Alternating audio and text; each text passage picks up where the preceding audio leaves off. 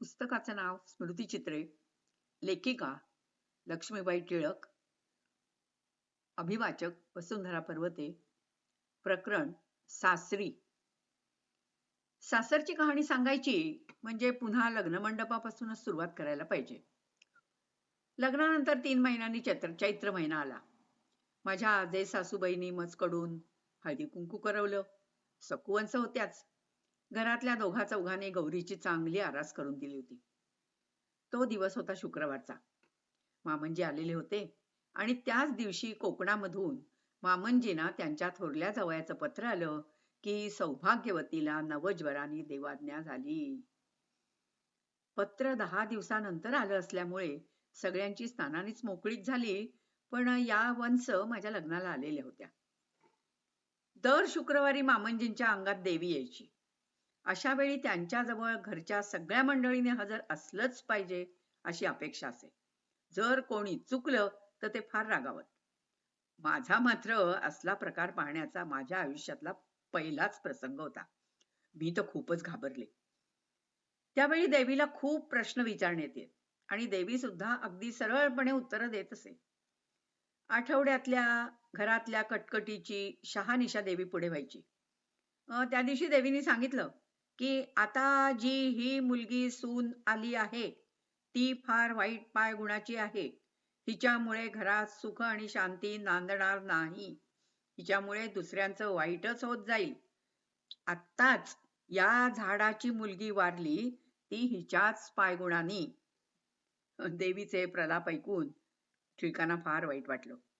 देवी घुमू लागली की सर्वांनी तिला हळदी कुंकू आणि फुलं व्हावी असा प्रघात होता. त्या दिवशी सगळ्यांनी त्याप्रमाणे केलं, पण टिळकांनी तसं काही एक केलं नाही आणि ते मामंजींपुढे तसेच गप्प बसून राहिले. वारं गेल्यानंतर काय काय झालं म्हणून मामंजींनी विचारलं. त्यांना काय झालं ते कळलं. त्यातच टिळकांनी देवीची पूजा केली नाही हेही त्यांना कळलं. तेव्हा अर्थातच मामंजी त्यांच्यावर रागावले आणि म्हणायला लागले, तू पूजा केली नाहीस म्हणून देवी तुझ्यावर रागावलेली आहे. टिळक म्हणाले, देवी आत्ता निघून गेली, तेव्हा देवी माझ्यावर रागावल्याचं तुम्हाला कसं कळलं? या उलट बोलण्याने देवीऐवजी मामंजीच टिळकांवर खूप कडाडले. दुसऱ्याच दिवशी मामंजींनी माझ्या अंगावरचे सगळे दागिने उतरवून घेतले. कुंकू आणि मंगळसूत्र तेवढं ठेवलं. कपडेही परत घेतले. नाही म्हणायला पैठणी तेवढी माझ्याजवळ राहिली. टिळकांना आपल्या ह्या वडिलांच्या कृत्याबद्दल काही शुभाशुभ वाटलं नाही.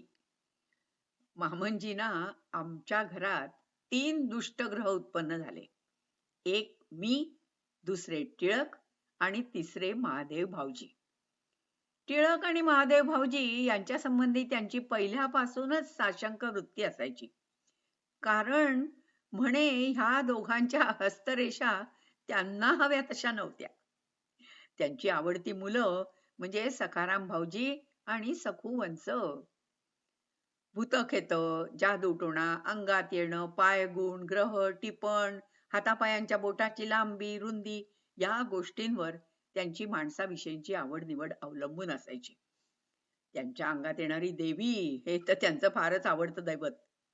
ही देवी नेहमी आम्हा तिघांबद्दल काही ना काही सांगायची. बहुत करून एखाद्या आठवड्यामध्ये मामंजींच्या मनाविरुद्ध आमच्यापैकी कोणाचं वर्तन घडलं असलं की देवी त्या शुक्रवारी हटकून आमच्या विरुद्ध आकांडतांडव करीत असे. टिळकांच्या जन्माच्या वेळी मामंजींचं काम गेलं होतं. माझं लग्न झाल्यावर मोठ्या वंश वारल्या. महादेव भाऊजींच्या जन्मानंतर सासूबाई वारल्या. एकूण काय आम्ही तिघे जण त्यांच्या संसारातली 3 नतद्रष्ट माणसं ठरलेलो होतो. सखाराम भाऊजींच्या जन्माच्या वेळेला मामंजींना नवीन नोकरी लागली. अर्थातच ते चांगल्या पायगुणाचे ठरले. मामंजींनी त्यामुळे त्यांना आपल्या सख्ख्या मुलाप्रमाणे आणि टिळकांना आणि महादेव भाऊजींना मात्र सावत्र मुलाप्रमाणे वागवलं. घरात चहा झाला तर मामंजींनी सखाराम भाऊजींना आणि सखुवंशांना जवळ बसवून तो प्यावा, पण टिळक आणि महादेव भाऊजींची वास्तपुस्तही करू नये. माझ्या सासूबाईंना मी कधी प्रत्यक्ष पाहिलंच नव्हतं, परंतु त्यांच्या चरित्रातली आणि टिळकांच्या पूर्वेतिहासामधल्या ज्या काही गोष्टी मी ऐकल्या आहेत त्या इथे जर थोडक्यात दिल्या तर अस्थाने होणार नाही असं वाटतं. माझ्या माहेरी माझ्या आईची जी गत होती तीच सासरी सासूबाईंची होती. टिळक आणि महादेव भाऊजी मामंजींचे नावडते होतेच आणि माझ्या जागी मी येण्याआधी सासूबाई नावडत्या होत्या. सासूबाई नावडते असण्याची 2-3 कारणं होती. पहिलं म्हणजे त्या कविता करायच्या. त्यांच्या कविता मामंजी जाळून टाकत असत. मामंजींच्या संताभागणीतून खऱ्या-खुऱ्या अग्नीच्या जबड्यातून सासूबाईंच्या कवितेतल्या फक्त 2च ओळी आतापर्यंत टिकल्या आहेत आणि त्या 2 ओळी अशा होत्या. ही चिंधीची अल्प बाहुली प्रताप हिचा पहा, बाळपणापासून मुलींना शिकवी संसार हा.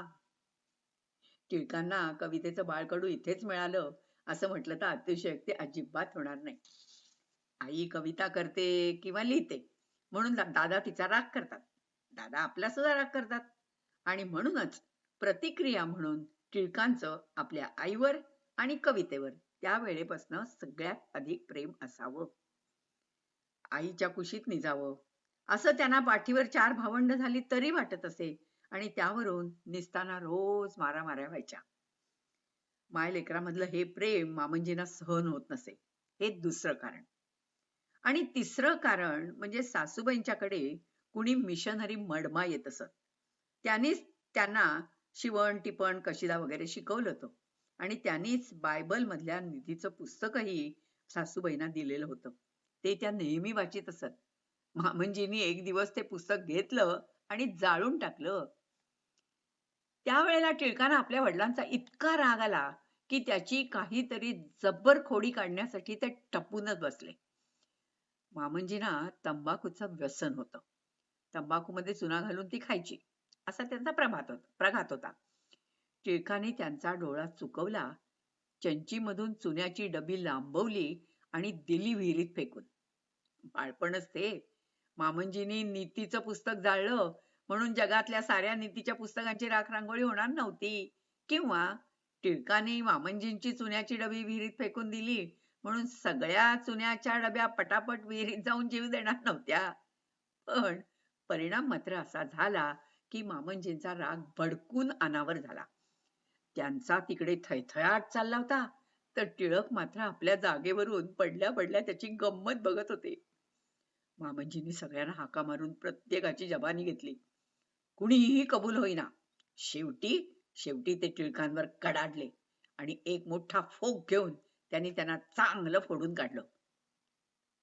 तिसऱ्या दिवशी टिळक घरातून पळून गेले. 6 महिने टिळकांचा पत्ता नव्हता. मार खाल्ल्याच्या दुसऱ्या दिवशी टिळक इतके चांगले वागले की त्यांच्या वडिलांनी सुद्धा मनात वा असं म्हटलं असेल. पण ते सगळं आईसाठी होतं. पळून जाण्याच्या आदल्या दिवशी आईला पूर्ण सुख द्यावं असा त्यांचा हेतू होता. टिळक गेल्यानंतर बिचाऱ्या सासूबाईंची स्थिती अतिशय शोचनीय झाली. ह्या देवाला नमस्कार, त्या देवाला नमस्कार, ह्याला सांग, त्याच्या पुढे तोंड वेंगाड असं त्यांचं चाललं होतं. कोकणामध्ये त्यांनी आपल्या भावाकडेही निरोप धाडला होता. ते निरोप पोचताच कल्याणला आले. मामंजी त्यावेळेला कल्याणला होते. त्याच वेळेला पुण्याहून एक गृहस्थ तिथे आले होते. त्यांनी सासूबाईंना म्हटलं की अहो तुमच्या नानाला मी पुण्याला नाटकात काम करताना पाहिलं.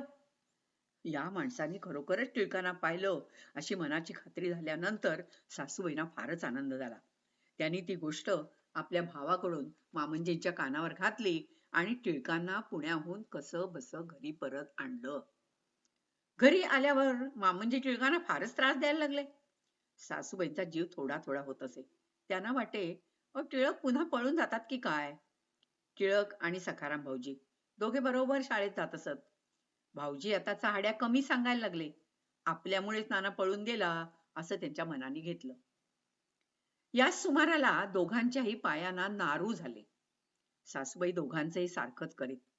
पण मामंजी मात्र टिळकांना म्हणत, चांगलं झालं, तू लंगडा झालास तर मला आनंदच वाटेल. तुझी खोडकीच जिरली पाहिजे. जवळच सखाराम भाऊजी पडलेले असत. त्यांना मामंजींनी म्हणावं, बाळ उगा आता बरा होशील. दोघांचेही नारवाचे दोरे काढायला न्हावी बोलावला होता. दोरे काढताना मामंजी सखाराम भाऊजींना मांडीवर घेऊन त्यांच्या पाठीवरून हात फिरवित होते आणि त्यांची समजूत करीत होते. अर्थात टिळकांच्या नशिबी हे नव्हतंच. उलट दोरे काढल्यावर घरात जाऊन त्यांनी सखाराम भाऊजींना पेढा आणून दिला आणि टिळक रडत होते त्यांना माराचा धाक घातला. असले हे मामंजी. या काल्पनिक गोष्टी नाहीत. सखाराम भाऊजींच्या तोंडावर टिळकाने त्या सांगितलेल्या आहेत. कर्ज म्हटले की माझ्या सासूबाईंना आणि मामंजींना त्याचा अतिशय तिटकारा येत असे. त्यांनी कधी कोणाचं कर्ज काढलं नाही आणि म्हणूनच सासूबाई शिवणकाम करून मामंजींच्या पिठात आपलं मीठ घालीत असत. आपली मुलं शिकून मोठी कर्तबगार होतील असं त्यांना फार फार वाटे. आपल्या अडीअडचणीला थोडाफार हातभार लागावा म्हणून मामंजींच्या न कळत सासूबाईंनी 100 रुपये मागे टाकले होते. या पैशांचा खरोखरच अडचणीच्या वेळेला उपयोग झाला, पण तो सासूबाईंच्या अपेक्षेप्रमाणे न होता देवाच्या योजनेप्रमाणे झाला. टिळक हरवले होते तेव्हा सासूबाईंनी मारुतीला नवस केला होता. हे मारुतीराया, माझं बाळ सापडू दे, मी तुला वड्यांची माळ घालीन. आणि त्याप्रमाणे एक दिवस त्यांनी वड्यांची माळ करून ती आपल्या मुलाच्या स्वाधीन केली. हे बघ, ही माळ मारुतीला घालून ये. टिळक म्हणाले, आई मारुतीला कशाला, आम्हाला दे ना ते वडे. तुम्हाला एक एक वडा ठेवलाय बरं, जा आता एवढी माळ घालून या. टिळक तळ्यावर गेले. सखाराम भाऊजी बरोबर होतेच. टिळकांनी सगळे वडे तिथे बसून खाऊन टाकले. टिळक पुन्हा पळून जातील या भीतीने भाऊजी काहीच बोलले नाहीत.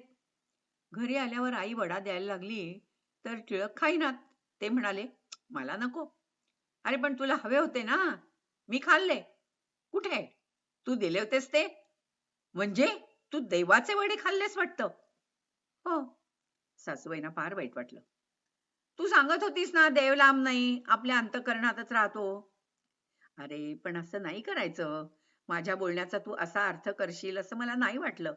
देव अंतःकरणात आहे म्हणजे आपल्या मनातलं सगळे वाईट विचार त्याला समजतात असा त्याचा अर्थ आहे. सासूबाईंना जितका राग आला तितकं टिळकांचं कौतुकही वाटलं. दुसऱ्या दिवशी सासूबाईंनी स्वतः जाऊन मारुतीच्या गळ्यात वड्यांची माळ घातली. हो, क्रमशः